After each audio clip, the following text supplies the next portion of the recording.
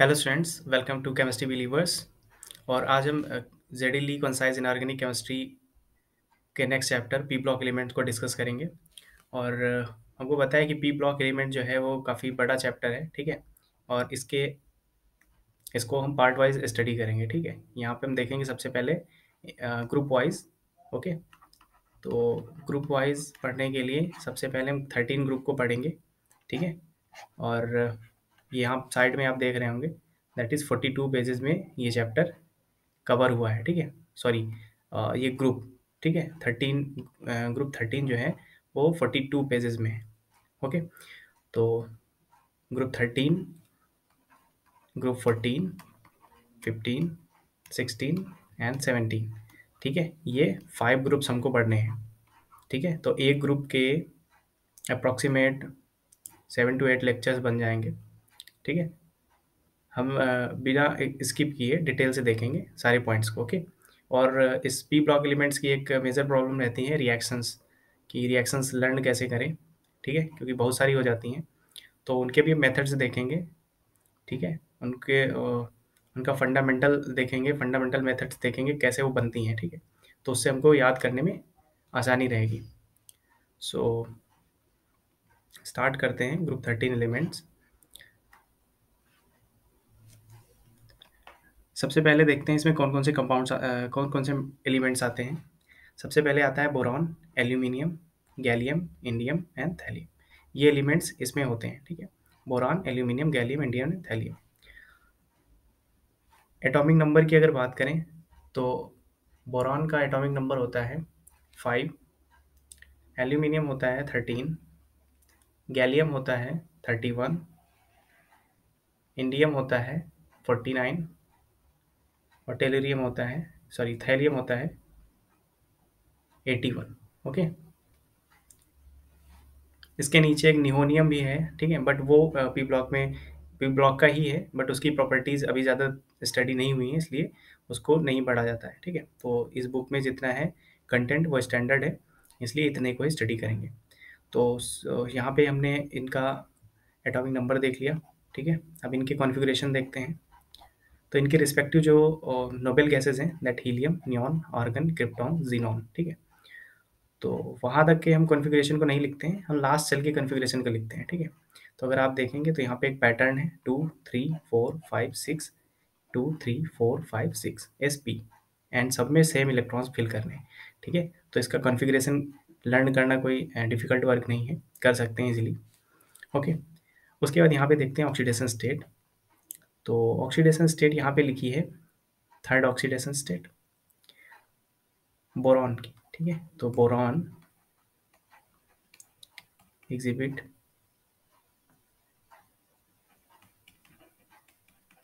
Only +3 oxidation state. Okay, boron सिर्फ +3 oxidation state दिखाता है।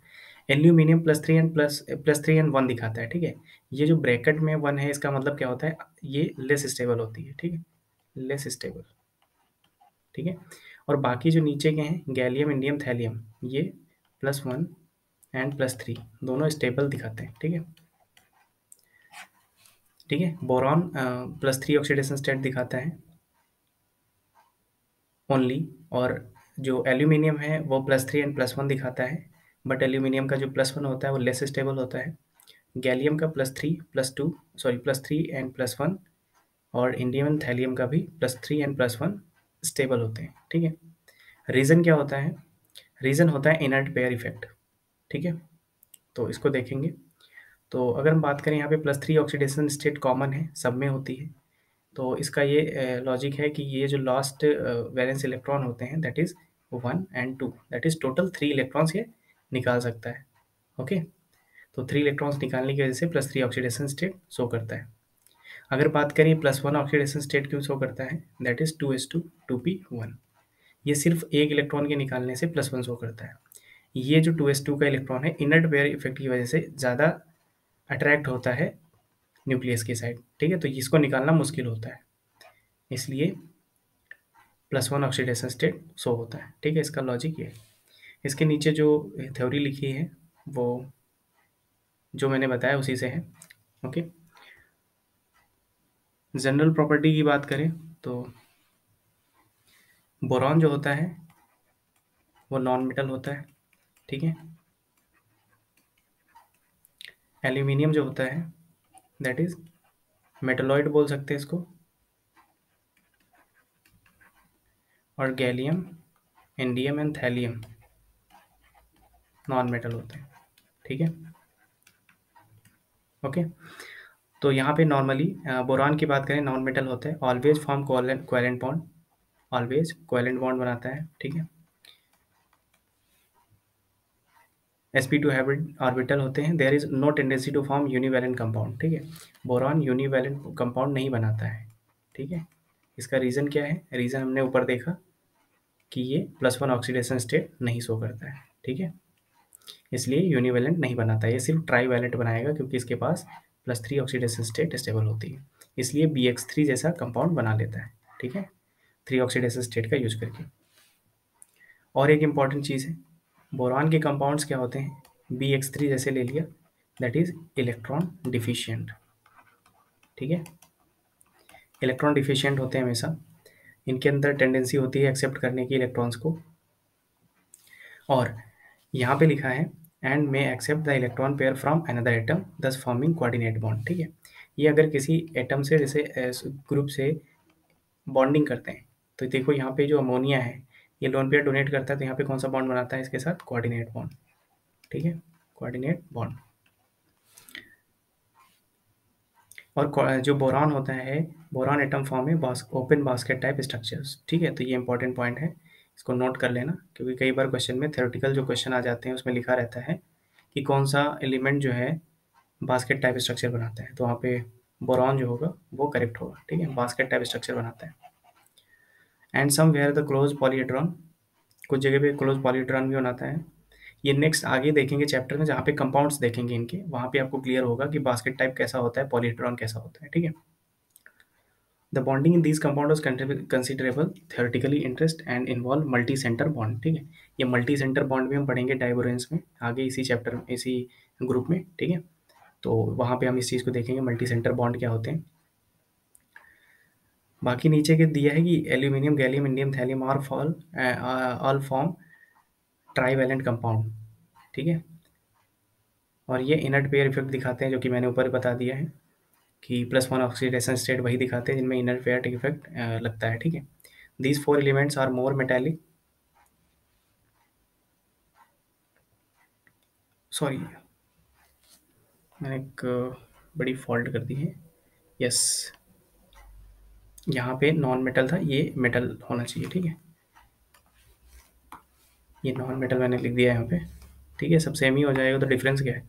ये मोर मेटालिक होते हैं, ठीक है, मोर मेटालिक होते हैं, ठीक है। बोरॉन नॉन मेटल होता है, एल्यूमिनियम मेटालाइट होता है, नीचे के जो 3 होते हैं ये मोर मेटालिक होते हैं, ठीक है। यहाँ पे वही चीज़ दी गई है, मोर मेटालिक, और जो मोर मेटालिक होते हैं वो मोर आयनिक होते हैं, है ना। मोर मेटालिक ये कॉन्सेप्ट ही होता है, ठीक है, मोर आयनिक। ऐसा क्यों होता है? ऐसा इसलिए होता है, जैसे सोडियम है हमारा, हमको पता है सोडियम मेटल होती है, तो सोडियम के इलेक्ट्रॉन कितने होते हैं? 281 होता है, तो ये एक इलेक्ट्रॉन ईजिली डोनेट कर सकता है, और ये क्या बना लेता है? Na+। Na+ क्या बनाता है? आयनिक, ठीक है। इसलिए जितना अच्छा मेटल होगा उतना ही जल्दी इलेक्ट्रॉन डोनेट करेगा और उतना ही आयनिक होगा, ठीक है। Many of their compounds are covalent with anhydrous but they form ion in solution, ठीक है। एनहाइड्रस के केस में बहुत सारे कंपाउंड क्या होते हैं? कोवेलेंट होते हैं, लेकिन जब सॉल्यूशन मिलता है तो ये क्या हो जाते हैं? आयनिक हो जाते हैं, ठीक है। ये भी इंपॉर्टेंट पॉइंट है। इसके बाद देखते हैं अक्यूरेंसी एंड अबंडेंस, ठीक है। तो इसमें काफ़ी थ्योरी है, तो इसमें हम जो चीज़ इंपॉर्टेंट है वो पढ़ेंगे, बाकी आपको पढ़ना है, ठीक है, स्किप नहीं करना है, क्योंकि 5 to 10 मिनट्स लगेगा एक पेज को पढ़ने में, रीड करने में। लिखा है कॉन्सेप्ट बिल्कुल ईजी वे से लिखा है, एज अ हिस्ट्री लिखा है। अगर आप इसको नहीं पढ़ते हैं तो आपका कोई लॉस नहीं, अगर आप इसको पढ़ते हैं तब आपका प्रॉफिट है, ठीक है। नहीं पढ़ेंगे तो इससे क्वेश्चंस नहीं आते हैं, नीचे नीचे का जो भी लिखा है कॉन्सेप्ट, बट एक कनेक्टिविटी बन जाती है, ठीक है। आपको ये सिर्फ पढ़ना है, याद नहीं करना है। पढ़ेंगे आपको चीज़ें समझ में आ जाएंगी, आपको समझ में आएंगी, आपको याद रहें या ना रहें, आप कहीं पे भी देखेंगे तो आपको याद आ जाएगा कि ये चीज़ ऐसी होनी चाहिए, ठीक है। तो ये कनेक्टिविटी बनाता है जो इसमें थ्योरी लिखी। बाकी एग्ज़ाम्स में इसका ये पोर्शंस नहीं आते हैं, ठीक है, बहुत सारे। तो एग्ज़ाम्स के लिए इनको रटना नहीं है, ठीक है। मैं जहाँ-जहाँ पे ऐसा होगा जहाँ पे एग्ज़ाम के लिए रटना नहीं होगा वहाँ बता देंगे, बट पढ़ो ज़रूर क्योंकि किताब में इसीलिए लिखा गया है, ठीक है, नहीं इसको हटा दिया जाता है, ठीक है। इसका इंपॉर्टेंस है, कनेक्टिविटी बनती है इससे। चलो देखते हैं बोरॉन के बारे में। बोरॉन जो होता है फेयरली रेयर एलिमेंट, ठीक है। रेयर एलिमेंट का मतलब क्या होता है, काफ़ी कम पाया जाता है, but it is well known because it occurs as concentration deposit of borax, ठीक है, ठीक है। तो ये बोरॉक्स से मिलता है। बोरान किससे मिलता है, बोरॉक्स से, बोरॉक्स, ठीक है। तो बोरॉक्स का फार्मूला है एंड करनाइट, ठीक है, यहाँ पे सही से लिखा नहीं, ये करनाइट लिखा है, करनाइट और होती है, ये उसका फार्मूला है। Largest deposit are in the Mojave desert in California and in Death Valley in Utah, ठीक है। तो ये हिस्ट्री लिखी है इसके नीचे, आप ये सारी चीज़ें पढ़ सकते हैं, पढ़ना इंटरेस्टिंग है, ठीक है, क्योंकि केमिस्ट्री के बीच में अगर हिस्ट्री पढ़ने को मिलेगा तो वो इंटरेस्टिंग होता है, ठीक है, क्योंकि केमिस्ट्री क्या है, टेक्निकल टाइप में होती है। और यहाँ पे सारी लिखी है कहाँ पे कौन सा पाया जाता है, यूएसए में, टर्की में कितने परसेंट मिलता है, ठीक है, ये सारे डेटाज हैं। और डेटाज वैसे एग्जाम्स में नहीं पूछे जाते हैं क्योंकि इतना कोई हिस्ट्री याद नहीं रखता है, ठीक है। तो इसमें जो इम्पोर्टेंट है वो हम बता देंगे, ठीक है। जैसे यहाँ पे ये जो बोरान के बारे में मैंने बता दिया, और बोरान यहाँ तक उसकी हिस्ट्री है। फिर एल्यूमिनियम को देखते हैं। Aluminium is most abundant metal, ठीक है, एल्यूमिनियम मोस्ट अबेंडेंट मेटल है and the third most abundant element after oxygen and silicon, ठीक है, ऑक्सीजन, सिलिकॉन एंड एल्यूमिनियम, ठीक है। ऑक्सीजन क्या होती है, मोस्ट अबेंडेंट मेटल होती है, मोस्ट अबेंडेंट, याद करने वाली इंपॉर्टेंट पॉइंट है ये, ठीक है। फिर सिलिकॉन होता है एंड देन एल्यूमिनियम, ठीक है। अर्थ क्रस्ट में पाया जाता है। और इसका जो और होता है, मोस्ट इंपॉर्टेंट और of the aluminium is bauxite, ठीक है, बॉक्साइट, ये हम लोग बहुत पहले से ही पढ़ते हैं। एल्यूमिनियम का और जो होता है क्या होता है, बॉक्साइट, ठीक है, ठीक है। और बॉक्साइट का फार्मूला क्या होता है, Al2O3 इंटू H2O, 3H2O होता है, ठीक है, ठीक है। यहाँ पे लिखा है world produced production of bauxite was 1086 million tons in 1992, ठीक है। तो काफ़ी ज़्यादा ये पाया जाता है अर्थ में, ठीक है। थर्ड लार्जेस्ट अबंडेंट मेटल है, ठीक है। तो यहाँ पे अगर हम बात करें रिलेटिव अबंडेंस की और पीपीएम की, ठीक है, पीपीएम कौन होता है, पार्ट पर मिलियन, ये कंसंट्रेशन का एक यूनिट होता है। तो एल्यूमिनियम बहुत ज़्यादा पाया जाता है, ठीक है, एल्यूमिनियम का कंसंट्रेशन बहुत हाई होता है, ठीक है। और इसके बाद अगर हम बात करें गैलियम की, तो gallium is a twice as abundance as boron, but indium and thallium are much less common, ठीक है। गैलियम पाया जाता है ज़्यादा बोरॉन से, ठीक है, बोरॉन का ट्विस होता है लगभग, और जो इंडियम एंड थैलियम होता है वो लेस अवेलेबल होता है। और ये तीनों जो होते हैं, गैलियम, इंडियम एंड थैलियम, ये तीनों किस फॉर्म में पाए जाते हैं, और के सल्फाइड फॉर्मेट में, सल्फाइड, ठीक है, सल्फाइड के फॉर्मेट में पाए जाते हैं।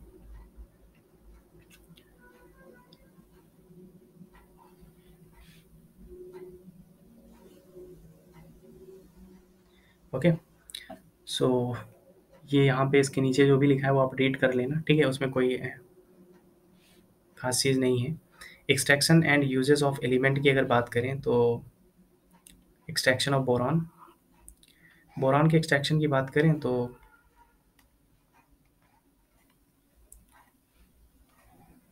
Amorphous boron of low purity called, ये स्पेलिंग यहाँ पे थोड़ी सी मिसप्रिंट है, ठीक है, तो इसको देख लेना, ठीक है। ये क्या लिखा है यहाँ पे, is obtain by reducing B2O3 ठीक है। ये जो एक्चुअली हमने पढ़ा है अभी स्टार्टिंग में कि जो बोरॉन होता है उसका और होता है बोरॉक्स। ठीक है। और बोरॉक्स क्या होता है? बोरॉक्स होता है Na2B4O5 OH4 इंटू 8H2। ठीक है। ठीक है, ये होता है बोरॉक्स। बोरॉक्स को हम एसिड में डालते हैं, ठीक है, क्योंकि हमारे पास ओर्स होते हैं, ओर्स को प्यूरिफाई करके हमको एलिमेंट्स निकालने होते हैं। तो बोरॉक्स को एसिड के साथ मिक्स करते हैं तो ये आर्थोबोरिक एसिड बनाता है, और आर्थोबोरिक एसिड को जब हीट करते हैं तो ये B2O3 बनाता है। ठीक है। ठीक है। और B2O3 को जब मैग्नीशियम सोडियम के साथ ट्रीट करते हैं तो ये बोरॉन देता है। ठीक है। तो ये 3 स्टेप है, इंपॉर्टेंट है। ओके, इनको याद करने वाला है।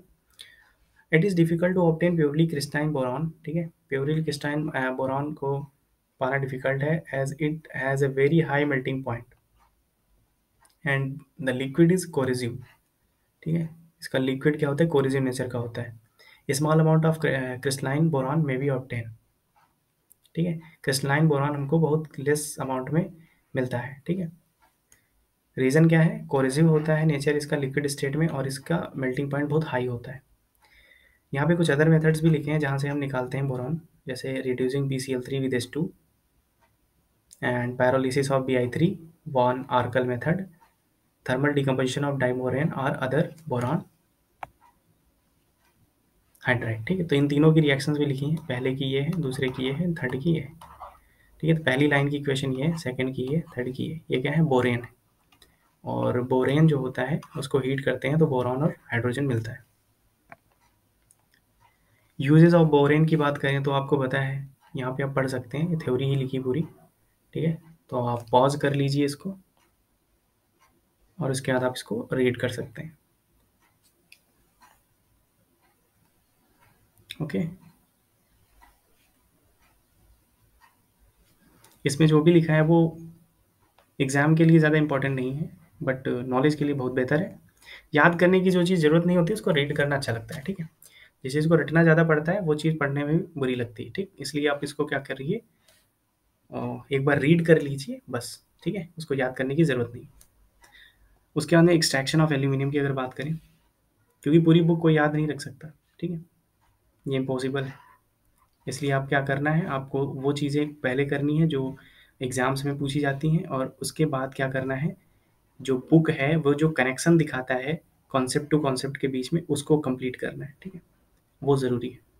बुक इसीलिए फुल कंटेंट के साथ लिखी जाती है। ठीक है, इसमें कोई चीज़ स्किप नहीं करी जाती। जितना स्किप हो पाता है उसको स्किप कर दिया जाता है। ठीक है। इसमें भी बुक लिखने के टाइम में भी बहुत सारी चीज़ें हटाई जाती हैं। ठीक है, उनको लगता है जो बच्चे नहीं समझ सकते हैं वो नहीं लिखा जाता उसमें। ठीक है, क्योंकि ये बहुत सारी इसमें जितने भी ये जो थ्योरेटिकल पोर्शंस होते हैं, ये रिसर्च पेपर से बहुत सारा कंटेंट निकाला जाता है। ठीक है, बुक कोई फेमस होती है वो इसीलिए होती है क्योंकि उसका कंटेंट कितना बेहतरीन है।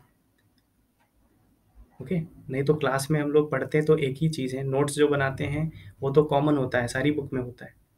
लेकिन जो स्पेशल चीज़ें जो इस बुक में ज़्यादा बेहतर तरीके से लिखी गई हैं, ज़्यादा डिटेल से लिखी गई हैं, ईजी लिखी गई हैं और कंप्लीट लिखी गई हैं, वो बुक फेमस होती है। ठीक है, जेडीली इसीलिए इंपॉर्टेंट बुक है, फेमस बुक है, क्योंकि इसका जो भी डेटा है बहुत करेक्ट है, और इसका डेटा यूज़ होता है, अदर बुक्स वाले भी यूज़ करते हैं इसका डेटा। ठीक है।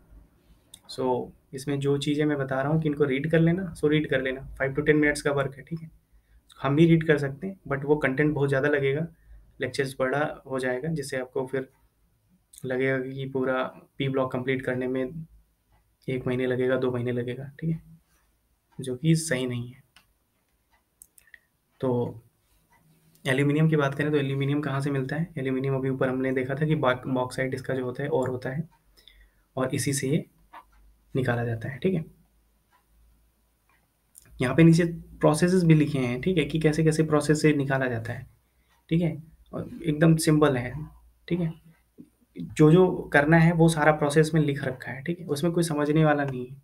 और ये ऐसे प्रोसेसेस भी हैं, मैं अभी बता दूँ, रिवील कर दूँ इस चीज़ को, कि यहाँ पे जो प्रोसेसेस इसमें लिखे हैं वो सही में कोई लेबोरेटरी में नहीं होता है। ठीक है, मतलब जनरली कॉलेज या यूनिवर्सिटी या रिसर्च लेवल पे ही होता है। ठीक है, रिसर्च लेवल पे ही होता है। ठीक है, ये नॉर्मल लेबोरेटरी से हाल हेरोल्ड प्रोसेस है। ठीक है, तो ये प्रोसेस किसी भी यूनिवर्सिटी के में नहीं होता है, ठीक है? ये कहीं नहीं कराया जाता है। तो इसको कोई टीचर ना तो उस तरह से एक्सप्लेन कर सकता है जैसे लैब में हुआ हो, वो ऐसे ही एक्सप्लेन करेगा जैसे बुक में लिखा है, ठीक है? ये सिर्फ रिसर्च में यूज़ किया जाता है, वो भी जो स्पेसिफिक टॉपिक पे रिसर्च करते हैं उनके लिए होता है, ठीक है? वो अपना प्रोसेस लगाते हैं, इसलिए इनको कोई एक्सप्लेन नहीं कर सकता, इनको इतना ही एक्सप्लेन कर सकता है जितना इस बुक में लिखा है। इसलिए इनको आप खुद से भी उतना ही समझ सकते हैं जितना समझाया जा सकता है, ठीक है? क्योंकि ऐसी कंडीशन में हमारा नॉलेज और आपका नॉलेज इस जगह पे सेम आएगा, ठीक है? क्योंकि इसको एक्सपेरिमेंटली हमने भी नहीं किया है और आपने भी नहीं किया है। तो आप इसको बस रीड कर लीजिए, समझ लीजिए और इसको ऐसे ही स्किप कर दीजिए, ठीक है? रिएक्शन जो इंपॉर्टेंट लगे उनको याद कर लीजिए, ठीक है? क्योंकि ये सारे प्रोसेसेस क्योंकि क्यों नहीं कराया जाता है इसका भी रीज़न ये है क्योंकि एक बुक में कम से कम ऐसे 500 मेथड्स होते हैं, ठीक है? और सबको अगर कराया जाने लगेगा तो इनऑर्गेनिक के अलावा और भी बुक्स हैं, ऑर्गेनिक होती है जो कि पूरी एक्सपेरिमेंटल बेस्ड है, उसको उसको कराना पड़ता है, ठीक है? फिजिकल भी एक्सपेरिमेंटल है, इसलिए टाइम को देख के कुछ प्रोसेस नहीं कराए जाते, ठीक है? और कुछ प्रोसेस तो ऐसे ही होंगे जो इंडिया में होते ही नहीं होंगे, ठीक है? तो इन सभी चीज़ों को आप समझ लेना, रीड कर लेना, ठीक है? रीड करना ज़रूरी है, ओके? सो ये जितना भी नीचे लिखा है इसको आप रीड करना, आपको समझ में आएगा। जो चीज़ नहीं समझ में आएगी दैट इज़ वहाँ पे अगर कोई कॉन्सेप्ट है तो आप कमेंट कर देना, अगर कॉन्सेप्ट नहीं है वहाँ पे, डेटा है या ऐसा कुछ है तो उसको स्किप कर देना, ठीक है? उससे आपका कोई लॉस नहीं होगा, ठीक है? यूजेस ऑफ एल्यूमिनियम, एल्यूमिनियम के यूजेस क्या हैं? तो यहाँ भी बहुत सारी चीज़ें लिखी हैं देखो, 17%, Canada 10%, Australia, Brazil and China 6%, ठीक है? ये प्रोड्यूसर्स हैं, तो ये भी डेटाज़ हैं, ठीक है? अब इन डेटा को याद करने की ज़रूरत नहीं है। हाँ, बस मन हुआ देखने का कि सबसे ज़्यादा कहाँ होता है तो देख लिया यूएसए में होता है 21%, ठीक है? तो ये सारे ऐसे हैं कि हिस्ट्री की तरह इसको देख लेना, ठीक है? उसके बाद इसके यूजेस भी यहाँ पे देख लेना, एयरक्राफ्ट एल्यूमिनियम से बनते हैं, ठीक है? ये देख लेना, ships, car, heat exchangers, door, window, ठीक है? ये हम लोग देखते ही हैं डेली यूज़ में। यहाँ पे एक इम्पॉर्टेंट चीज़ लिखी है, ठीक है? हाँ, मैं इसको इसमें एक्चुअली इस बुक को 1, 2 बार 3 बार पढ़ चुका हूँ, ठीक है? और पढ़ा भी चुका हूँ, तो मुझे इसमें पता है कि कहाँ पे कौन से इम्पोर्टेंट पॉइंट्स हैं, ठीक है? तो मैं उनको बिल्कुल भी छोड़ूंगा नहीं, ठीक है? जैसे यहाँ पे लिखा है, it has been assumed for many years Al3+ is completely harmless and non toxic to humans, ठीक है? तो इसको जो है इसको पहले क्या मानते थे, बहुत सालों तक माना गया कि हार्मलेस होता है और नॉन टॉक्सिक होता है ह्यूमंस के लिए, और इसका यूज़ किया जाता था किसमें, एंटी एसिड ट्रीटमेंट में, फॉर इंडाइजेशन में, ठीक है? तो L2SO4 is used to treat drinking water and cooking utensils are made of aluminium. However, there are indications that aluminium may not be as harmless as was once thought. Aluminium is actually toxic to people with kidney failure, ठीक है? तो मतलब क्या हुआ कि aluminium हम लोग क्या करते हैं, एल्यूमिनियम को हार्मलेस माना जाता है, और हार्मलेस मान के ही हम लोग, हार्मलेस का मतलब जो नुकसान नहीं करता है या नॉन टॉक्सिक, तो इसके बर्तन भी बनाए जाते हैं, ठीक, ठीक है? ठीक है, उसमें हम लोग पानी भी पीते हैं, ठीक है? तो फिर क्या होता है यहाँ पे, किडनी की प्रॉब्लम्स हो जाती हैं, ठीक है? और किडनी की प्रॉब्लम्स क्यों हो जाती हैं, क्योंकि ये टॉक्सिक होता है, ठीक है? तो यहाँ पे ये चीज़ है कि ये शो किया गया है कि ये टॉक्सिक होता है जनरली, ठीक है? ठीक है, यहाँ पे अल्जाइमर एक डिजीज़ है, फेमस डिजीज़ है, तो अल्जाइमर भी हो जाता है एल्यूमिनियम की वजह से, ठीक है? यहाँ पे लिखा, aluminium is actually toxic to people with kidney failure who are unable to excrete the element. Patients suffering from Alzheimer disease, which causes senility, have deposit of aluminum salt in the brain. Have deposit aluminum salt कहाँ पे brain में deposit हो जाता है. The element thought toxic is normally exerted very efficiently. Any abundant element will inevitably be taken up by plant and then by animals. ठीक है, तो यहाँ पे बहुत सारी चीज़ें लिखी हैं, लेकिन हमको देखना है कि एल्यूमिनियम टॉक्सिक होता है रियल में, और उससे अल्जाइमर डिजीज़ भी हो जाती है, किडनी फेलियर भी हो जाता है, ठीक है? तो ये कुछ इंपॉर्टेंट पॉइंट्स हैं।